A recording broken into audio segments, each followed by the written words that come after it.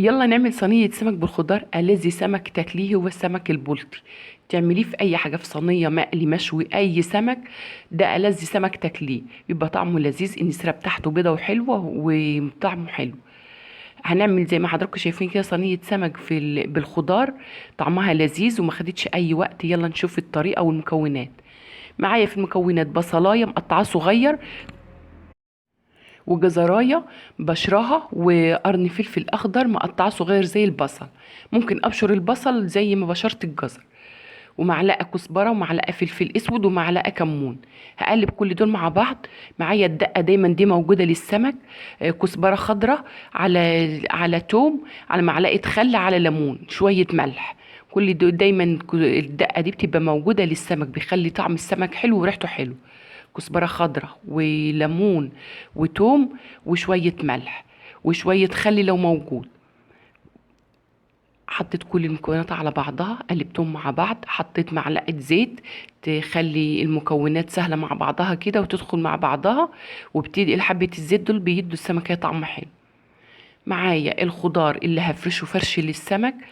بصلتين مقطعهم طرنشات، وفلفل، وطماطميتين مقطعهم صغير زي السلطة كده، وشوية جزر باقيين من اللي هم مبشورين، ومعلقتين زيت.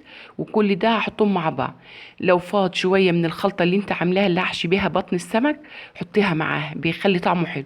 مش فيه خلاص حطي شوية كزبرة ناشفة وشوية ملح مع الخلطة. او عندك برضو من الدقة اللي احنا عاملينها اللي هي التوم والملح والليمون والكزبرة الخضراء، حطي منها بتخلي طعمها حلو.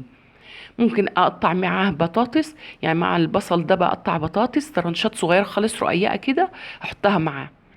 السمك ده انا غسلته، وكان علشان خاطر كان سمين، الدهون كانت فيه كتير. مرمتش الدهون، غسلتها حلو وحطيتها تاني في بطن السمكايه.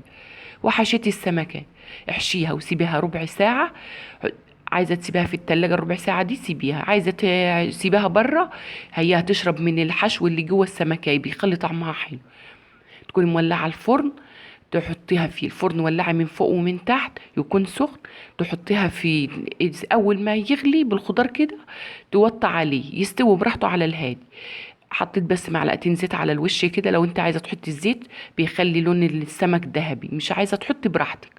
ممكن وانت بتسويه في قبل ما يستوي خالص تطلعي تدهنيه لو معلقه صلصه او كاتشب، بيخلي لونه خطير وطعمه جميل.